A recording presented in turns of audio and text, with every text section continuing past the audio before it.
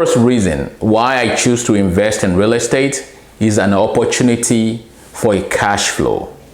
So cash flow is the difference between the payment you are collecting from your tenant, okay, and your monthly mortgage payment with every other expenses. You remove the expenses from the payment and the balance is your cash flow, okay? So say for example, you have a property and you rent it out for $2,000 and your monthly mortgage payment is $1,000, but then you have to factor in other expenses, including property taxes, HOA dues, vacancy, capital expenditure, and things like that, right? After you remove all the expenses, the difference, it might be $500. That's cash flow for you. That's money that goes into your pocket, whether you work for it or not.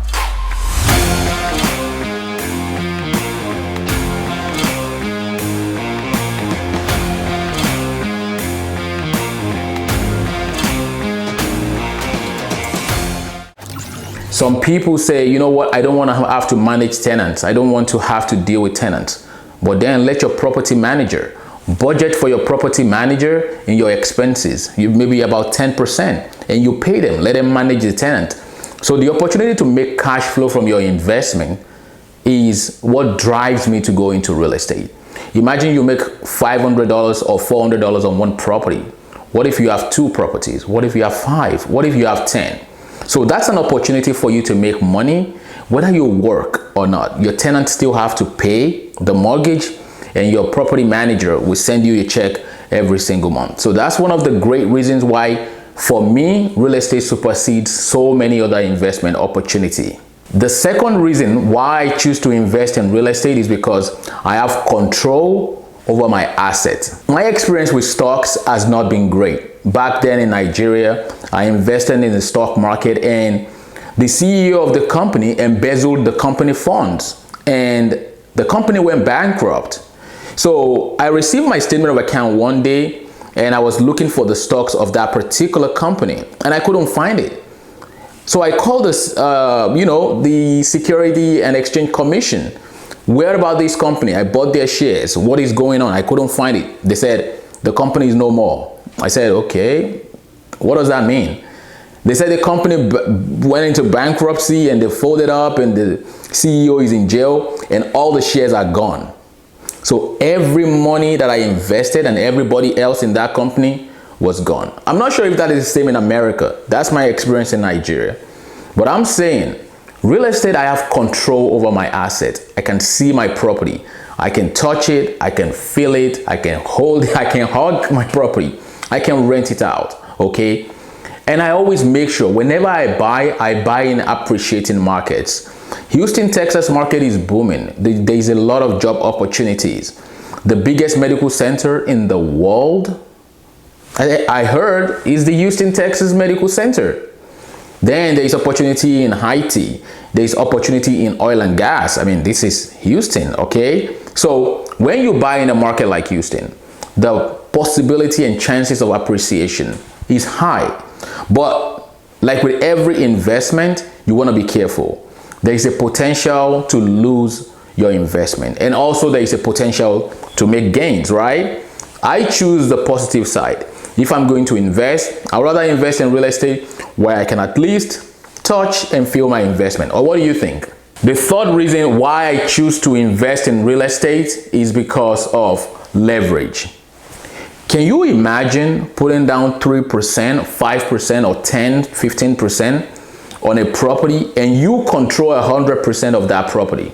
I mean, think about that. Let's use stocks as an example. And I use stocks a lot because a lot of people buy stocks, right? Why can't, for example, a bank borrow you money to buy their stocks? Why are they borrowing you money to buy real estate and they cannot borrow you money to buy their stocks? Why can't they borrow you money to buy cryptocurrency or NFTs? I'm not saying these are not viable investment opportunities. All I'm just saying is when I think of real estate, I think real estate supersedes all these other investments. That's the only reason why a bank is willing to commit 80, 90, 95% of their funds to the investment and let you bring maybe 5, 10, 15, 20% as down payment. So to me, when I think of real estate, there is a lot of leverage. You only need to put down a little amount of money and you can control 100% of a property which doesn't happen in any other investment that I know. If you know any other investment where there is a leverage like real estate, please comment below and let's talk about it. And the number 5 reason why I choose to invest in real estate is to build long-term wealth. So when you buy a property, whether you live in it or not, most people get a 30-year mortgage. If it's an investment property, some people get 30-year mortgage, some people do adjustable rate mortgage. You have to discuss with a mortgage lender to see what is the best option for you, right? But one beautiful thing about real estate is, as the property continues to increase in value, whether you are the one paying the mortgage or your tenant is the one paying the mortgage for you, at the end of the day, the property belongs to you. They are going to give the keys back to you. So let's put it in perspective. Imagine you have a property in 2022 that you bought for, say, $300,000. What do you think this property is going to be worth 30 years from now? Most people buying properties now, especially people getting out of college, getting their first job, are probably in their 20s.